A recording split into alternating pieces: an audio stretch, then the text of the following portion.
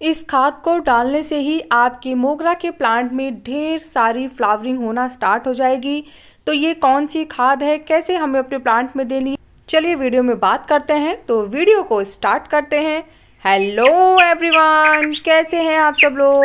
Love for gardening में आप लोगों का बहुत बहुत स्वागत है। तो अब मार्च आ गया है और अब गर्मी जैसे जैसे बढ़ेगी, मोगरा के प्लांट में ढेरों फूल कलियां आएंगी और हमारे घर में एक भीनी भीनी सी खुशबू हमेशा आती रहेगी। तो मैंने इसकी कटिंग रीपॉटिंग के बारे में आप लोगों को बताया था। फरवरी में मैंने एक वीडियो डाली थी जिससे आपको पूरी गर्मी प्लांट की कैसे केयर करनी है, क्या क्या आपको करना है जिससे गर्मी में प्लांट की अच्छी ग्रोथ हो। तो वो सारे प्रोसेस मैंने आपको बताए थे और उसके बाद का जो रिजल्ट है वो मैं आपको दिखा रही हूँ। मेरे प्लांट में बहुत सारी कलियां आ गई हैं और एक दो फूल भी खिलने शुरू हो गए हैं। तो मैंने क्या किया था, जब मैंने इसकी कटिंग प्रूनिंग की थी उसके बाद 15 दिन बाद मैंने इसमें एक खाद डाली थी जिससे ये रिजल्ट मिला है मुझे। तो चलिए पहले उस खाद के बारे में बात करते हैं। तो मैंने यहाँ पे 5 प्लांट के लिए ये खाद तैयार की थी। तो उसी हिसाब से अगर आपके पास एक प्लांट है तो आप कम खाद लीजिएगा, पर फिलहाल मैं आपको बता रही हूँ। तो मैंने यहाँ पे जो लिया है वर्मी कंपोस्ट, वो मैंने 1 कटोरी लिया है और इस 1 कटोरी वर्मी कंपोस्ट में कम से कम 2 से 3 मुट्ठी वर्मी कंपोस्ट होगा। तो इसके बाद फिर मैंने यहाँ पे नीम की खली ली थी और जो नीम की खली है वो 1 मुट्ठी नीम की खली आप मान के रख लीजिए। और हाँ, अगर आप चाहें तो इसमें 1 से 1.5 चम्मच हल्दी पाउडर भी मिला सकते हैं, लेकिन अगर एक प्लांट के लिए ले रहे हैं तो फिर आपको क्वांटिटी को कम कर देना होगा। इसके बाद फिर मैंने यहाँ पे थोड़ा सा फॉस्फेट के लिए, ताकि प्लांट की जो जड़ें हैं वो मजबूत रहें, तो उसके लिए मैंने यहाँ पे रॉक फॉस्फेट का इस्तेमाल किया था। तो मैंने यहाँ पे 1 चम्मच रॉक फॉस्फेट लिया है और रॉक फॉस्फेट से हमारे प्लांट की जो जड़ें होती हैं वो मजबूत रहेंगी। अगर आपके पास रॉक फॉस्फेट नहीं है तो आप बोन मील का भी इस्तेमाल कर सकते हैं। तो मैंने रॉक फॉस्फेट सिर्फ 1 चम्मच लिया था क्योंकि मैंने इसमें कुछ दाने डीएपी के भी डाले हैं। तो अभी जैसे आप जो विंटर के प्लांट्स होते हैं उनमें अब आप डीएपी बिल्कुल मत दीजिएगा, और अभी आगे जैसे जैसे गर्मी बढ़ेगी तब भी आपको डीएपी नहीं देना है। लेकिन अभी फिलहाल आप अगर चाहें तो यहाँ पे 10 से 15 दाने डीएपी के दे सकते हैं। 5 प्लांट की बात कर रही हूँ मैं, आप इस चीज़ का विशेष ध्यान रखिएगा। और अगर आप नहीं देते हैं अपने प्लांट को डीएपी तो कोई ज़रूरत नहीं है, आप रॉक फॉस्फेट की मात्रा थोड़ी ज़्यादा बढ़ा लीजिएगा। जैसे अगर आप 1 चम्मच दे रहे हैं तो आप 2 चम्मच कर सकते हैं। इसके बाद आपको 1 लीटर पानी इस खाद में डाल के और वापस से खाद को अच्छे से मिक्स कर लेना है। हम इस खाद को 2 से 3 दिन के लिए ऐसे ही छोड़ देंगे। किसी शेडी एरिया में ढक दीजिएगा इस खाद को, और उसके बाद आप कम से कम 2 दिन और ज़्यादा से ज़्यादा 3 दिन के लिए इसको ऐसे ही भीगे रहने दे सकते हैं। उसके बाद फिर इस खाद को देना कैसे है मैं आपको वो भी बताऊंगी। तो अच्छे से मिक्स जरूर कर लीजिएगा, क्योंकि जो वर्मी कंपोस्ट और नीम की खली होती है वो जल्दी से मिक्स नहीं होती है, एक जगह जाके बैठ जाती है। तो अब इसे शेडी एरिया में हम 3 दिन के लिए ढक देंगे। 3 दिन बाद का ये आपको मैं रिजल्ट दिखा रही हूँ, क्योंकि मैंने ये खाद ऑलरेडी 3 दिन पहले बना के तैयार रख रखी थी। तो इसलिए अब मैं आपको ये खाद बना के दिखाती हूँ कि इसको प्लांट में देना कैसे है। तो यहाँ पे सबसे पहले आपको खाद को वापस से मिक्स कर लेना है, क्योंकि वर्मी कंपोस्ट नीचे बैठ जाता है। आप चाहें तो इस खाद को छान भी सकते हैं, किसी बारीक कपड़े की मदद से आप ये खाद छान लीजिए।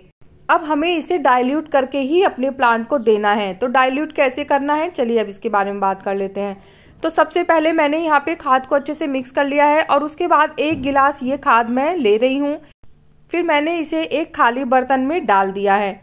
अब हम इसमें कुछ पानी ऐड करेंगे। तो पहले मैं आपको एक चीज़ बताती हूँ कि जब भी हम कोई खाद बनाते हैं तो अगर हम उसको डाइल्यूट करके नहीं देंगे तो प्लांट उस खाद को ले नहीं पाएंगे, इसलिए इसे डाइल्यूट करना बहुत ज़्यादा ज़रूरी होता है। तो मैंने 1 गिलास खाद में 2 गिलास पानी डाला है। तो आपको इतना याद रखना है, जिस भी बर्तन से आप खाद लेंगे उसी बर्तन से दुगना नॉर्मल पानी आपको ऐड करके अपने प्लांट को देना है। तो अब ये हमारी खाद तैयार हो गई है। अब हमें देनी कितनी है, तो आप यहाँ पे लगभग आधा लीटर अपने एक प्लांट में ये खाद दे सकते हैं। मेरा 14 इंच का पॉट है और 14 इंच के पॉट में मैंने आधा लीटर ये खाद अपने प्लांट को दी है। तो ये आप किसी भी प्लांट में दे सकते हैं, जैसे जो भी गर्मी के प्लांट होंगे, सिर्फ उन्हीं की बात कर रही हूँ मैं, विंटर के प्लांट की बात नहीं कर रही हूँ। तो आपके पास अगर मोगरा का प्लांट है, गुड़हल का प्लांट है या और भी कोई समर प्लांट है तो आप उनमें ये खाद दीजिए। देखिए जब मैंने ये खाद दी थी तो प्लांट की ग्रोथ छोटी छोटी सी निकल रही थी, और उसके बाद ये खाद देने के 15 दिन बाद का रिजल्ट मैं अब आपको दिखाती हूँ। बहुत ही अच्छी ग्रोथ हुई है प्लांट में, कलियाँ बहुत ही ज़्यादा मात्रा में आई हैं।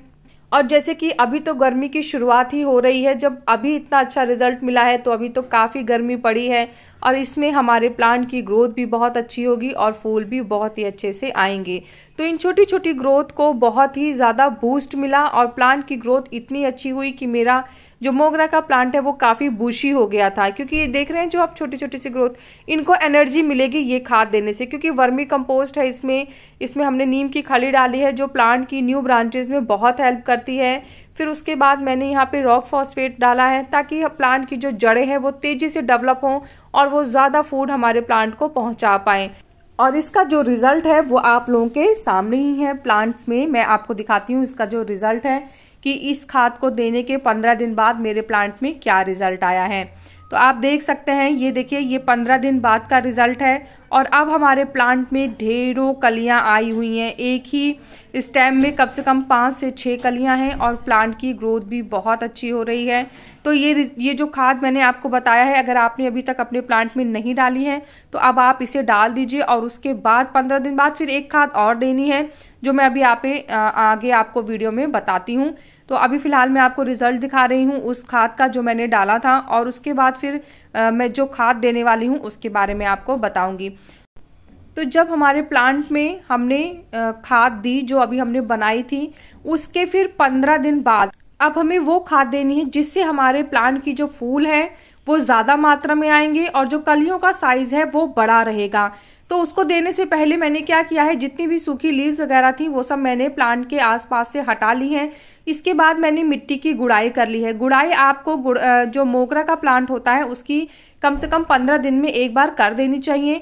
इससे प्लांट में एयर सर्कुलेशन अच्छे से बनी रहती है। प्लांट आप देखिए मेरे मोगरा के प्लांट में नीचे की तरफ आपको बहुत लीव्स नहीं दिखेंगी, क्योंकि बहुत ज़्यादा नीचे की तरफ लीव रहती है तो जो हवा होती है वो अच्छे से पास नहीं हो पाती है, धूप भी नीचे तक नहीं पहुंच पाती है। इसलिए कोशिश रखें कि जो नीचे का एरिया होता है उसमें बहुत ज़्यादा लीव्स ना हो। अब इसकी साफ सफाई का भी आपको ध्यान रखना होगा, क्योंकि जितनी गंदगी रहती है उतना ही ज़्यादा फंगस और कीड़े मकोड़ों को भी ये अट्रैक्ट करती है। देखिए मैं आपको दिखा रही हूँ, मैंने जो कटिंग लगाई थी वो कटिंग भी अच्छे से ग्रो हो रही है और हल्की हल्की सी ग्रोथ इसमें भी स्टार्ट हो गई है।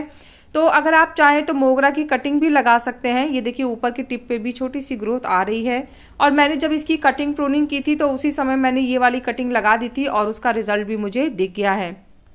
और हाँ, सनलाइट की भी बात कर लेते हैं। तो मोगरा के प्लांट को गर्मियों की कम से कम 5 से 6 घंटे की सनलाइट आपको देनी होगी, तो ही इसमें अच्छे से फूल आएंगे। वो जो दोपहर का टाइम होता है, जब 12 से और 4-5 बजे का जो टाइम होता है, वो वाली धूप को अगर आप चाहें तो अवॉइड कर सकते हैं। चलिए अब खाद की बात कर लेते हैं। तो जो खाद आप देख रहे हैं ये NPK है, लेकिन NPK 19-19 नहीं है, ये NPK 0050 है, मतलब इसमें पोटेशियम है खाली। तो मैंने यहाँ पे आधा चम्मच पोटेशियम ले लिया है NPK का। अगर आपके पास पोटेशियम है तो आप उसे भी यूज़ कर सकते हैं, और अगर आपके पास ये NPK का 0050 है तो आप इसका भी इस्तेमाल कर सकते हैं। काम दोनों का सेम ही होगा।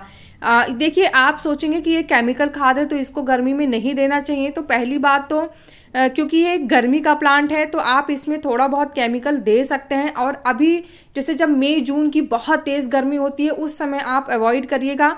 लेकिन अभी फिलहाल ये आप NPK दे सकते हैं 50।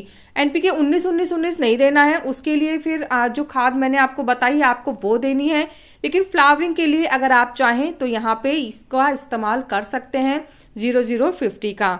अब इसको मैंने 1 लीटर पानी में आधा चम्मच घोला है, और ये मेरा 14 इंच का पॉट है और मेरा प्लांट कम से कम 2 साल पुराना है, तो मैंने इसमें इतना दिया है। अगर आपका पौधा छोटा है तो आप 1/4 स्पून या 1 से 2 ग्राम खाली पोटैश दीजिएगा। बहुत ज़्यादा मात्रा में देंगे तो नुकसान कर सकता है। इसके बाद मैं अब आपको दिखाती हूँ। ये देखिए लिली, मेरा प्लांट जो लिली का था बल्ब, उसने अब फ्लावर निकालना शुरू कर दिया है। इसकी मैंने आपको रिपोर्टिंग वगैरह सब सिखाई थी, क्योंकि मैंने फरवरी में इससे रिलेटेड वीडियो अपलोड की थी, और रिजल्ट अब आप देख सकते हैं, इसमें फ्लावर आने शुरू हो गए हैं। और ये जो साइड में छोटे बल्ब हैं, अगले साल तक अगर ये बड़े हो गए तो इनमें भी बहुत ही अच्छी फ्लावरिंग होगी। तो सारी डिटेल मोगरा प्लांट से रिलेटेड मैंने आपको बता दी है, लेकिन इसके बाद भी अगर कोई क्वेश्चन कंफ्यूजन आपके माइंड में है तो आप कमेंट करिएगा। कमेंट में मैं आपके क्वेश्चन का जरूर रिप्लाई करूंगी। कैसा लगा मेरा आज का ये वीडियो मुझे जरूर बताइएगा। अगर आपको वीडियो पसंद आया है तो वीडियो को लाइक करिएगा, चैनल को सब्सक्राइब करिएगा, और प्लांट से रिलेटेड अगर कोई भी क्वेश्चन आपके माइंड में है तो आप कमेंट्स के थ्रू मुझसे बात कर सकते हैं। मिलते हैं फिर नेक्स्ट वीडियो में, तब तक के लिए बाय, टेक केयर।